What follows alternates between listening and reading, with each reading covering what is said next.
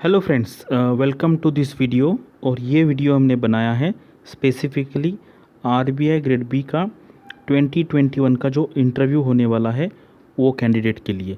तो ये है आरबीआई का एनुअल रिपोर्ट 2020-21 का। और ये जो वीडियो होने वाला है अभी जो यूपीएससी के इंटरव्यू चालू होने वाले हैं उसके लिए भी यूज़फुल होने वाला है, आरबीआई के इंटरव्यू के लिए भी यूज़फुल होने वाला है, एंड जो नाबार्ड का भी नोटिफिकेशन आएगा कुछ दिन के बाद उसका जो प्रीलिम्स एग्ज़ाम है उसके लिए यूज़फुल होगा। उसके बाद उसका मेंस है या उसका इंटरव्यू है, तो ये तीनों फेज़ के लिए इंटरव्यू के लिए भी ये वीडियो यूज़फुल होने वाला है।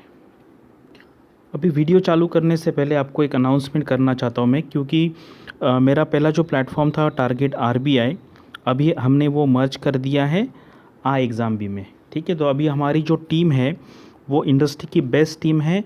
और ये सारे जो हमारे टीममेट्स है वो सारे के सारे ऑल इंडिया के टॉप इंस्टीट्यूशन से आए हुए हैं। तो ये है हमारे डॉक्टर शर्मा जी है, सीजीएम रह चुके हैं आरबीआई में। सीपी मोहन जी ये सीजीएम नाबार्ड में रह चुके हैं। चंद्र प्रकाश जोशी ये एजीएम थे आरबीआई में। उसके बाद अरुणिमा सिन्हा मैनेजर थी सिडबी में। प्राची अग्रवाल मैनेजर थी केयर में। और ये मैं हूँ सुशील रगड़े, मैनेजर था मैं आरबीआई में। तो हमारी बेस्ट टीम है पूरे इंडस्ट्री की। तो आपको कुछ हमसे गाइडेंस लेना है मॉक इंटरव्यू का तो आप हमारे वेबसाइट से हमें कांटेक्ट कर सकते हैं। अभी मॉक इंटरव्यू चल रहे हैं, तो मॉक इंटरव्यू के बारे में मैं डिस्क्रिप्शन में लिंक दे दूंगा। जिन्होंने अभी तक रजिस्टर नहीं किया है वो लोग आरबीआई के मॉक इंटरव्यू के लिए रजिस्टर कर सकते हैं। तो अभी हम देखते हैं कि आरबीआई का जो एनुअल रिपोर्ट है वो अभी कल ही आया है। ठीक है, तो 27 मई को यह आया है। ठीक है, एक्चुअली सिग्नेचर हुआ था आरबीआई गवर्नर का 24 मई को, लेकिन 27 मई 2021 को ये रिलीज़ हुआ है।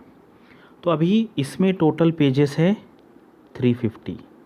ठीक है, तो मैं सबसे तो ये रिक्वेस्ट करूँगा कि जो लोग बहुत सीरियस है आरबीआई इंटरव्यू के लिए, तो उन्होंने अभी क्या है, देखो आपको आप अभी प्रीलिम्स क्लियर किया, आपने अभी मेंस क्लियर किया, तो now you are just few step behind the main entrance of the RBI. तो अभी कुछ ही स्टेप्स बाकी है, तो अभी पीछे मत हटिए। तो मुझे यही लगता है कि मैक्सिमम जितना रीड कर सकते हैं उसमें रीड कर लीजिए।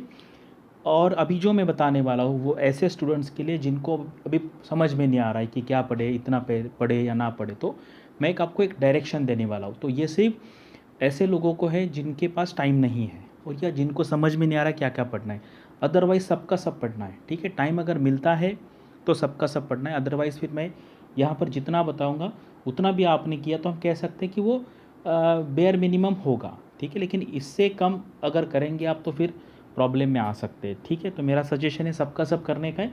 अदरवाइज़ मैं आपको आज की वीडियो में जितना बताऊँगा उतना तो आपको कम से कम करना ही है। तो ये है लेटर।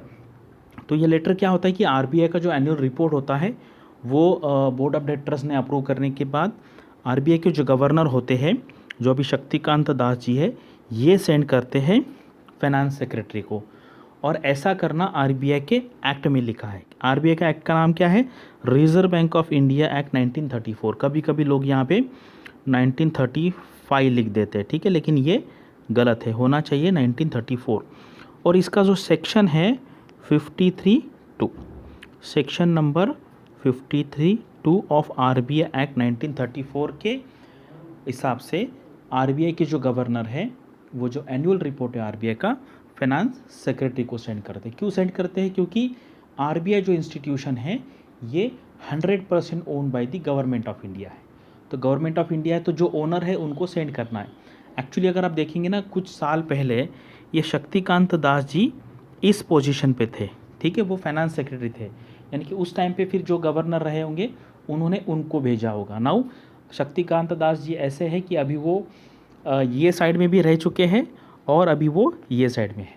तो ठीक है, तो ये बस आपको एक इंटरेस्टिंग बात है तो मैंने आपको यहाँ पर बता दी। तो ये यहाँ से हमें स्टार्ट करना है। तो ये होता है लेटर ऑफ ट्रांसमिशन। तो अगर आपको इंटरव्यू में पूछेंगे कि आरबीआई के जो गवर्नर होते हैं वो एनुअल जो रिपोर्ट होता है आरबीआई का वो किसको सेंड करते हैं, as per which section of the act, तो इसका आंसर आपको इस स्लाइड में मिल जाएगा।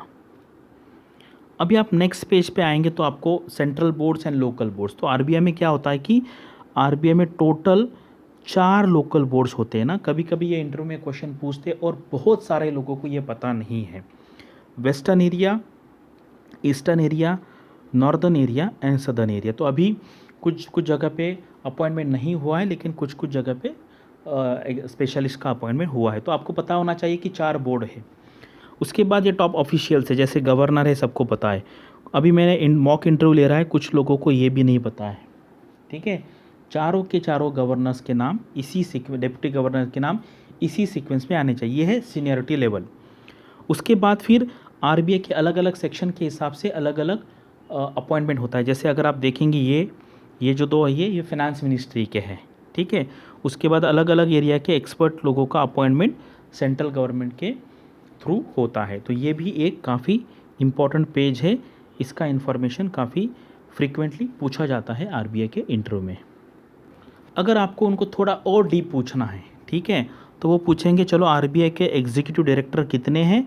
नंबर तो नहीं पूछेंगे, लेकिन वो पूछेंगे चलो 2-3 लोगों का नाम बता दीजिए।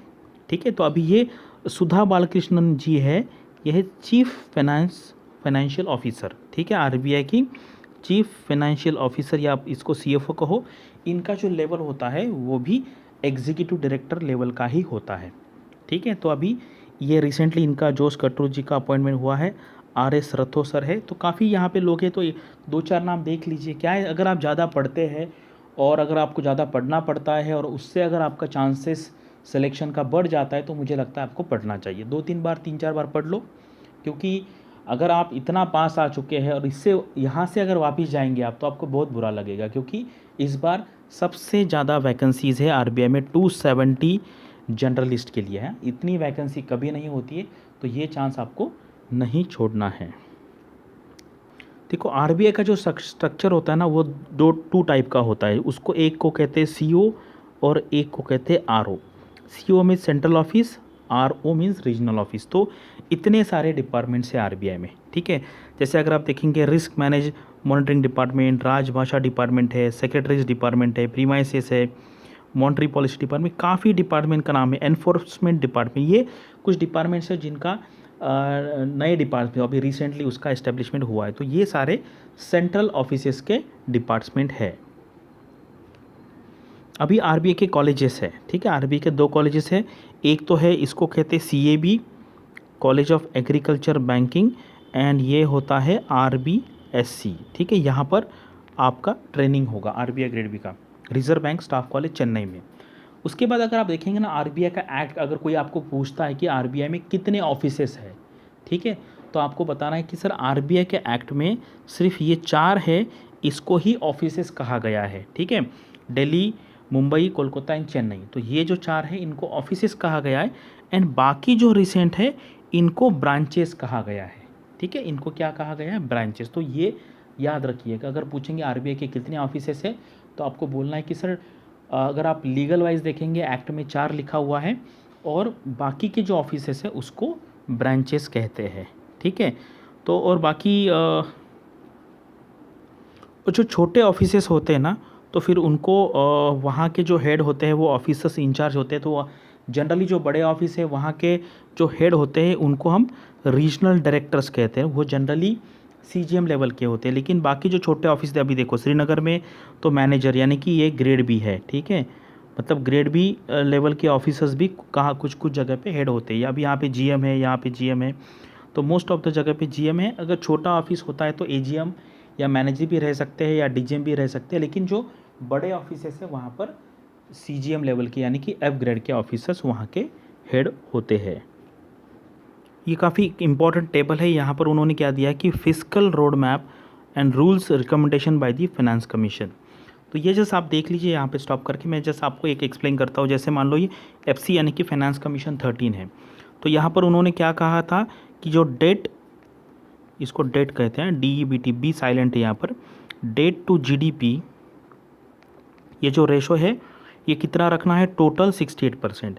इसमें ये 44.8% रहेगा सेंट्रल गवर्नमेंट का एंड 24% रहेगा स्टेट गवर्नमेंट का। ठीक है, ये सेंट्रल गवर्नमेंट के फाइनेंसेस है, ये स्टेट गवर्नमेंट वाले हैं। तो ये पूरा डिटेल में दिया गया यहाँ पे कि क्या क्या उन्होंने रोड मैप दिया था। तो ये भी जस्ट एक बार देख लीजिए क्योंकि आरबीआई के रिपोर्ट में है तो थोड़े स्लाइट चांसेस है इसका जिक्र इंटरव्यू में हो सकता है। अभी ये रिसेंट फाइनेंस कमीशन है 15th वाला, तो उसका भी जो टाइम पीरियड है 2020 से लेकर 26 तक है, तो ये उसका डिटेल आप यहाँ पर देख सकते हैं। मैं यहाँ पे आपको डिटेल में पढ़ाने वाला नहीं हूँ, यहाँ पर मैं आपको जस्ट एक्सप्लेन कर रहा हूँ कि आपको क्या क्या इंपॉर्टेंट पढ़ना है, क्योंकि मुझे काफ़ी सारे नियर अबाउट 20-25 लोगों के व्हाट्सएप पे मैसेज आए, कुछ लोगों ने फेसबुक पे पूछा, कुछ मेरे पुराने स्टूडेंट जो अभी इंटरव्यू देने वाले उन्होंने फ़ोन पे पूछा, तो मैंने कहा चलो आपको एक ब्रॉड आइडिया दे देते कि इसका पढ़ाई कैसे करना है। तो इम्पोर्टेंट स्लाइड्स यहाँ पर मैंने दी है, तो आप इसको पढ़ सकते हैं। और मैं देखता हूँ इसका, अगर मैं आपको पीपीटी भी मैं मेरा जो टेलीग्राम चैनल है उसका लिंक मैं देता हूँ डिस्क्रिप्शन में, वहाँ पर आप वो देख सकते हैं। मैं वहाँ पर इसका जो पीपीटी है वहाँ पर अपलोड कर दूँगा। यहाँ पर कुछ इम्पोर्टेंट रेशोज़ आप देख सकते हैं, जैसे एक्सटर्नल डेट टू जीडीपी का रेशो देखो 2013 में कितना था, 19 में कितना है, 20 में कितना है। जस्ट यहाँ पे देख लो, जैसे एक्सटर्नल डेट है, सारे के सारे देखने की ज़रूरत नहीं, आपको जो लगता है, जैसे मुझे लग रहा है ये 2-3 इंपॉर्टेंट है, मैं आपको बता देता हूँ। एक्सटर्नल डेट है, जैसे मान लो $409 बिलियन है, अभी $558 बिलियन जितना हमारा एक्सटर्नल डेट है। ठीक है, जस्ट गो थ्रू कीजिए, आपको जो जो लगता है वो आप नोट डाउन कर सकते हैं। तो ये एनुअल रिपोर्ट स्टडी करने का एक अच्छा वे ये भी है कि आप यहाँ पर क्या कर लीजिए, यहाँ पर आप कंक्लूजन देख लीजिए। ठीक है, तो यहाँ पे नियर अबाउट 12 चैप्टर्स है, उसका आप यहाँ सिर्फ अगर कंक्लूजन भी देख लेंगे तो भी आपको एक आइडिया आ जाएगा कि वहाँ पर क्या डिस्कस किया। जैसे मान लो यहाँ पे ये 2 लिखा है ना, तो ये रोमन में 2 लिखा है, इसका मतलब ये टॉपिक है। ठीक है, ये टॉपिक का नाम है इकोनॉमिक रिव्यू, इसका ये कंक्लूजन है। तो इतना भी अगर आपने देख लिया ना तो भी आपका काम हो सकता है पूरा, मतलब हर टॉपिक का अगर आपने कंक्लूजन देख लिया तो एक आपको ब्रॉड आइडिया यहाँ पर आ सकता है। ठीक है, तो ये देखिए वो ये फर्स्ट वाला है। ठीक है, ये फर्स्ट जो टॉपिक है उसका नाम है चैप्टर का असेसमेंट एंड प्रॉस्पेक्ट्स। तो ये फर्स्ट टॉपिक है, इसका पूरा समरी दिया गया। तो ये मैंने सारे के सारे समरी जो है हर टॉपिक की यहाँ पर मैंने इंक्लूड किया, तो यहाँ पर आप स्टॉप करके देख सकते हैं और कुछ इसके आप नोट्स भी निकाल लो। अगर आप देखेंगे ना, मतलब आरबीआई का एनुअल रिपोर्ट हो या इकोनॉमिक सर्वे हो या बजट हो ना, उसमें क्या होते हैं अच्छे जो इन्फॉर्मेशन होती है ना, बहुत इंपॉर्टेंट वो बॉक्सेस में दी जाती। तो ये यहाँ पर ये अच्छा बॉक्स था, इन्होंने लिखा है कि what drives recovery in growth after crisis. तो काफ़ी अच्छा ये एक छोटा सा राइटअप है, आप एक बार पढ़ लीजिए। तो यहाँ पे पूरा इन्होंने मेंशन किया है कि जो रिकवरी होने वाली क्राइसिस के बाद वो कैसे होने वाली, तो अच्छी तरीके से यहाँ पर उन्होंने दिया है, तो आप इसको अच्छी तरीके से देख लो।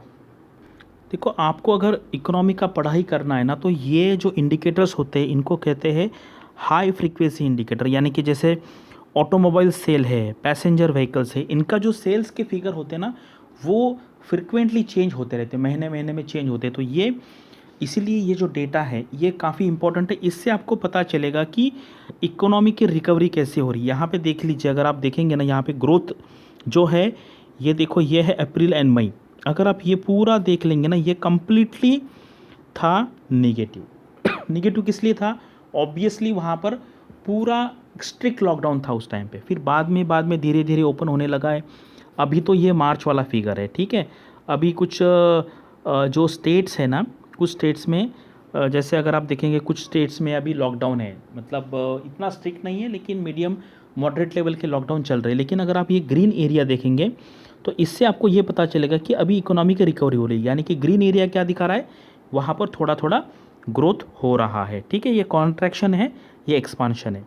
तो यहाँ पे एग्रीकल्चर में क्या है, domestic sales of the tractors, 2 wheeler sales, 3 wheeler sales, तो ये जो डेटा है इनको कहते हैं हाई फ्रीक्वेंसी इंडिकेटर्स। तो ये इंडिकेटर्स भी आप अगर मान लो आपको कुछ पूछते हैं इंटरव्यू में, तो आप बता सकते हैं कि सर ये जो हाई फ्रीक्वेंसी इंडिकेटर्स है इसमें कुछ पॉजिटिव साइंस हमें मिल रहा है, यानी कि इकोनॉमी की रिकवरी धीरे धीरे हो रही है।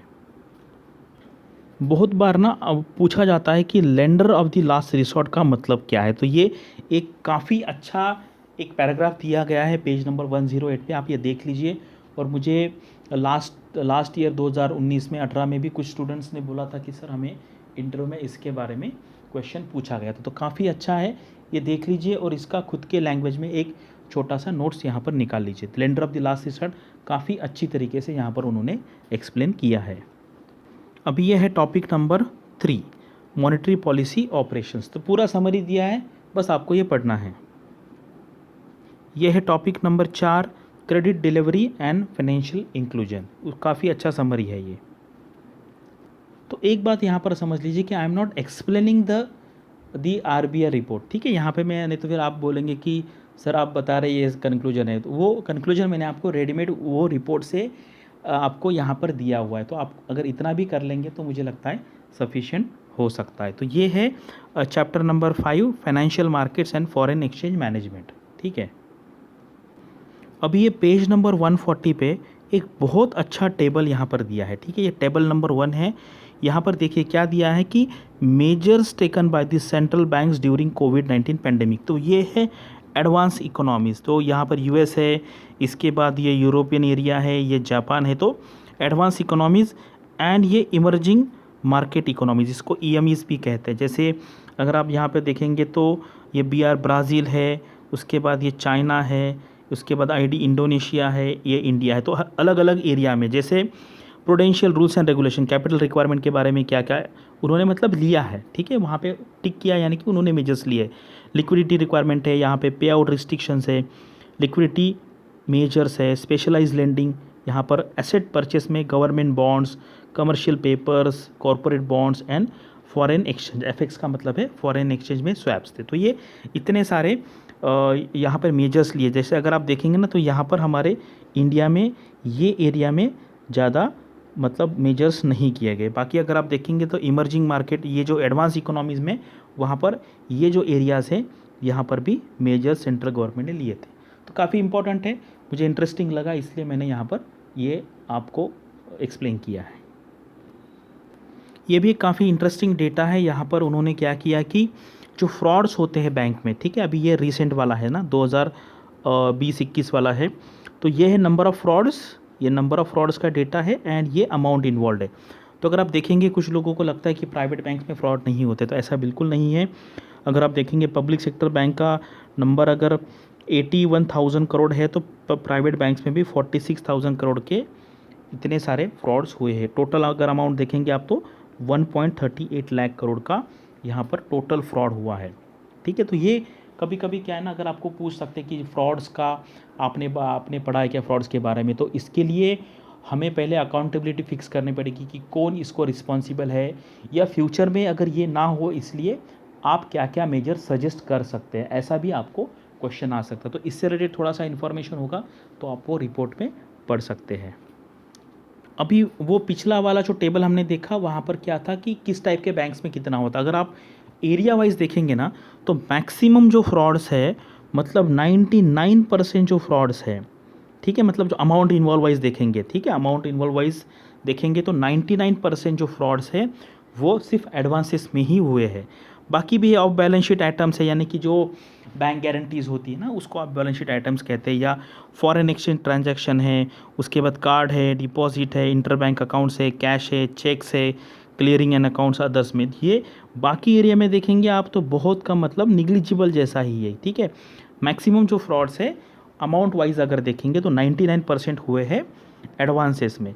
अगर नंबर वाइज देखेंगे तो बाकी एरियाज़ में भी हुआ है, जैसे मान लो अगर ये जो कार्ड है यहाँ पे भी होता है, लेकिन इसमें अमाउंट इन्वॉल्व कम होता है, ठीक है।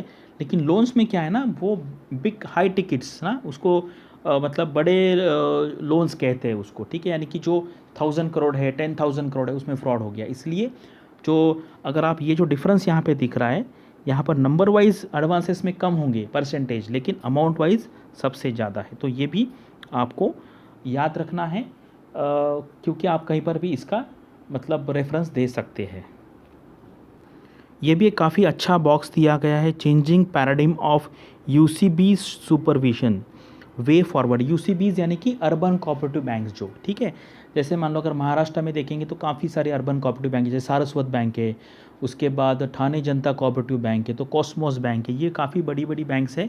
तो इसका जो सुपरविजन है उसके लिए आगे क्या RBI ने वे फॉरवर्ड के बारे में सोचा है वो यहाँ पर आप पढ़ सकते हो। ये जो बॉक्स है ये NBFCs के बारे में है, ठीक है। अगर आपको या आप में से कोई अगर NBFC रिलेटेड है या आपको लगता है कि NBFC रिलेटेड क्वेश्चन आ सकता है तो ये बॉक्स को आप रेफ़र कर सकते हैं। ये भी काफ़ी अच्छा बॉक्स है, framework for education from a customer protection perspective. ठीक है, ये काफ़ी अच्छा है, ये देख लीजिए एक बार। यह है topic number 6, regulation, supervision and financial stability. तो ये सबसे इंपॉर्टेंट टॉपिक है, यहाँ से मैक्सिमम क्वेश्चन आ सकते हैं। तो इसलिए ये समरी तो पढ़ लीजिए, लेकिन अगर टाइम अगर मिलता है आपको सेलेक्टिव टॉपिक्स अगर पढ़ने हैं, चैप्टर्स पढ़ने हैं, तो मैं आपको ये टॉपिक जो है वो सजेस्ट करूँगा। Topic number 7, public debt management. This is also important topic. This is interesting data है, बैंक नोट्स इन सर्कुलेशन। ठीक है, यानी कि अगर आपको कोई पूछता है कि वैल्यू वाइज सबसे ज़्यादा वैल्यू कौन से नोट का होगा मार्केट में, ठीक है, तो वैल्यू वाइज अगर आप देखेंगे ये वॉल्यूम है। ठीक है, वॉल्यूम यानी कि नंबर, एंड ये है वैल्यू। तो मैक्सिमम जो है वो है आपका 500 रुपीज़ का, मतलब यानी कि मार्केट में 68% जो नोट्स है वैल्यू वाइज वो 500 रुपये के हैं। उसके बाद 2 नंबर पे आप देखेंगे, then it is 2000 value wise है। अगर वॉल्यूम वाइज देखना है तो वॉल्यूम वाइज भी अगर यहाँ पर देखते हैं आप ना, तो 500 का ही नोट नंबर 1 पे आएगा वॉल्यूम वाइज, लेकिन सेकंड नंबर पे आ रहा है 10 रुपये का नोट। ठीक है, तो ये क्या है, ये वॉल्यूम वाइज है। तो कभी कभी इस टाइप के क्वेश्चन आ सकते हैं, तो थोड़ा सा ये जो जस्ट देख लीजिए एक बार। ये सिमिलर सा डेटा है कॉइन्स के लिए। अगर वैल्यू वाइज देखेंगे आप तो मैक्सिमम जो वैल्यू है वो है 5 रुपये की कॉइन की। ठीक है, 33%। एंड वॉल्यूम वाइज देखेंगे तो मैक्सिमम जो वैल्यू आ रही है, नंबर आ रहा है, वो 1 रुपये को कॉइन का आ रहा है। ठीक है, यहाँ पर भी 41% है। 2021 का डेट देखेंगे आप तो, लेकिन अमाउंट वाइज देखेंगे तो आपका 5 रुपये का कॉइन है। ठीक है, कभी कभी हो सकता है ना, जैसे मान लो इंटरव्यू क्या होता है ना, इंटरव्यू में आप कहते हैं कोई एंड नहीं रहता, इट्स ओपन एंडेड, कुछ भी आप पूछ सकते हैं। चलो बताओ आप कॉइन्स में सबसे ज़्यादा सर्कुलेशन कौन से कॉइन्स का है, या वैल्यू वाइज कौन से कॉइन सबसे ज़्यादा है। तो ऐसे क्वेश्चन कभी कभी रेयरली आते हैं, तो एक बार पढ़ लेंगे आपको, तो अगर पूछेंगे लकीली या अनलकीली तो आप आंसर दे सकते हो। अभी ये डेटा है करेंसी चेस्ट का।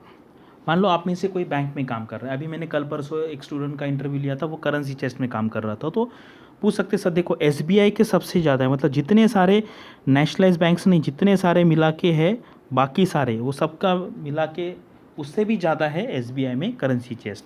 ये नेशनलाइज बैंक का नंबर है, ये प्राइवेट बैंक का है, ये कोऑपरेटिव बैंक्स है, ये फॉरेन बैंक्स है, आरआरबीज में सिर्फ 4 है, और आरबीआई की जो मतलब जैसे मुंबई में होगा या उसको एक ही कंसिडर किया गया है। ठीक है, नंबर वाइज आरबीआई की जो करेंसी चेस्ट है उसको सिंगल ही कंसिडर किया गया। तो टोटल नियर अबाउट 3054 जो है, ठीक है, 3054 टोटल आपके करेंसी चेस्ट है। तो इतना डीप में याद रखने की ज़रूरत नहीं, लेकिन 3000 के आसपास नंबर आपको पता होना चाहिए if you are working in currency chest और रिलेटेड एरियाज़। ठीक है, उसलिए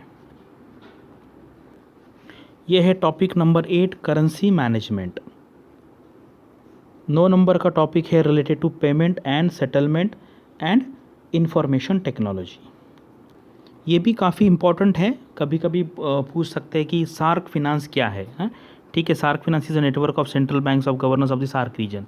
तो उसके बारे में कुछ रिसेंट डेवलपमेंट उन्होंने दिए हैं, तो एक बार जस्ट गो थ्रू कीजिए। तो इसी के कंटिन्यू में पेज नंबर 209 पे, तो ये timeline of events under the reserve banks, ये जो सार्क फाइनेंस जो चेयर है आरबीआई का, उन्होंने क्या क्या मेजर्स लिए हैं उसके बारे में काफ़ी अच्छा चार्ट है, वहाँ पे जाके आपको थोड़ा सा उसको जूम करके देखना पड़ेगा।